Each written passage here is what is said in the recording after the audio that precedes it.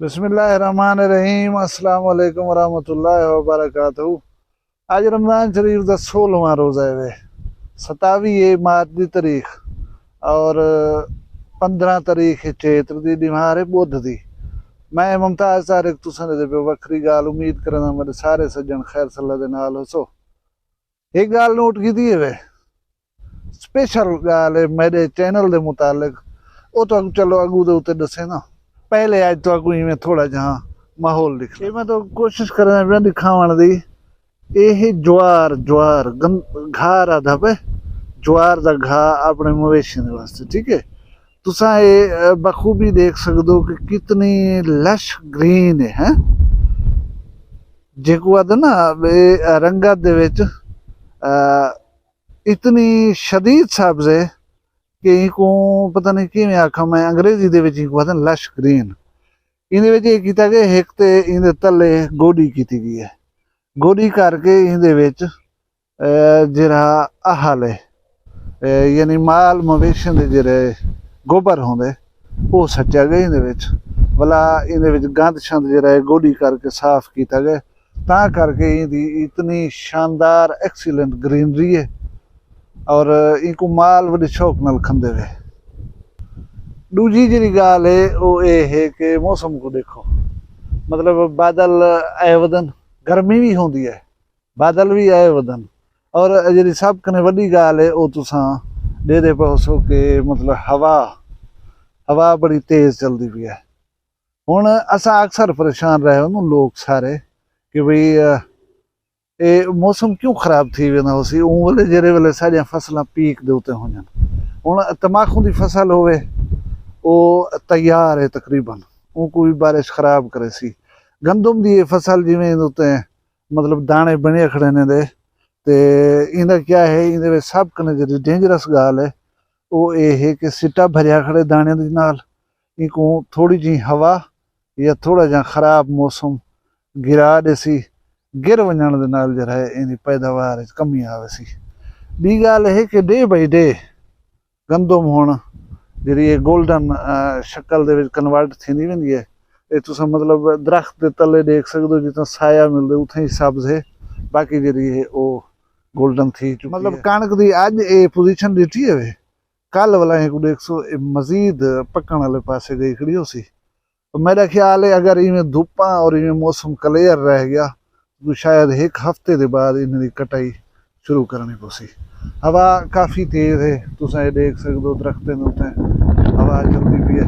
इवें हुण ई गंदम को देखो ये थोड़ा पहले की काश्त थी हुई ये गंदम है इको थोड़ा बाद काश्त किया गया ये हाल ही भी सावी खड़ी है थी और इनको थोड़ी जी देर है लेकिन दुआ करो कि ये मौसम जरा है ना ये बादल शादल जरा है ये आराम सकून नाल वधे रहन और मसला तुम देख सकते हो ये बहार से और सब कने ज्यादा ई मिले कोई खूबसूरत पौधा तो देखने को मिलती तो अनार का पौधा हो सी ये देख गिनो कितने शाइनी जे रहे ना ये पत्ते निकले खड़न नवे पत्ते निकले खड़न और ये बड़ा खुश है।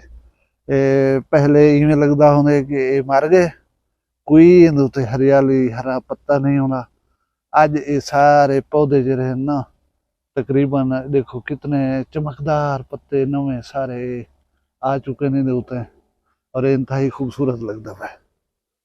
ये तुम जान दो क्या चीज़ है हैं इनको जान दो सन जरे देहाती वाले भिरा साढ़े देहाती वो जान दो सन कि क्या चीज़ है जान दो नहीं वे जान दे तो मैं तो दसना ये जरा है ये सौंफ है सौंफ ये थोड़ा जरा शेप बना चुके ना वो मैं तो दिखा दूँ ये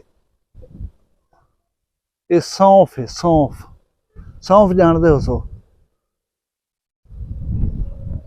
इनके को माशाल्लाह खुशबू भी है पई लेकिन एक जी अफसोसनाक गाल है वो ये है कि हुण सौंफ को भी मतलब तेला लगन पै गया इहदे उत्ते भी कीड़ियां का हमला है।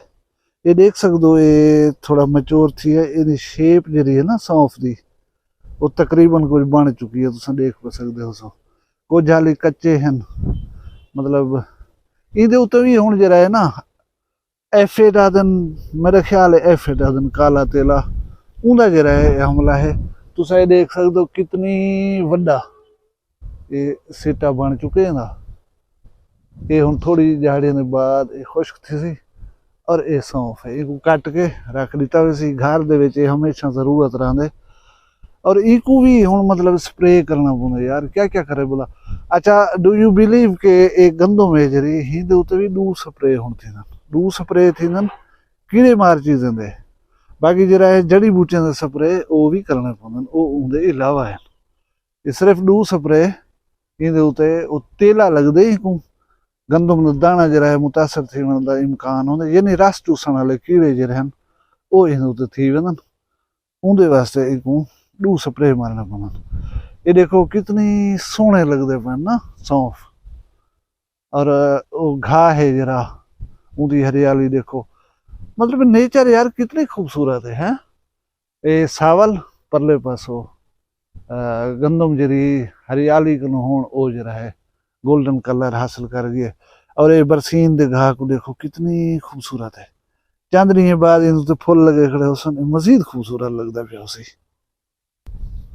भी तो मजे की गल दसावां वो ये है कि खज्जा सिप कड्ढी पैन इन्हां दे उत्ते हुण चांदनियां दे बाद खजूरां बनन शुरू थी वसन। ये दे पियो यानी पिंड दी मौसम आवे सी वाला इको बूर दे दिता गए खजी को ये पिंड च सी वाला जरा है पिंड खसो माशाअल्लाह। ये देखो इन फल लगन शुरू थी ना पे ये जरे दे पे छोटे छोटे ये वाला खजूरा बना रहे सन। यार तुम मनो या ना मनो देहात दी खूबसूरती अनमैचेबल है।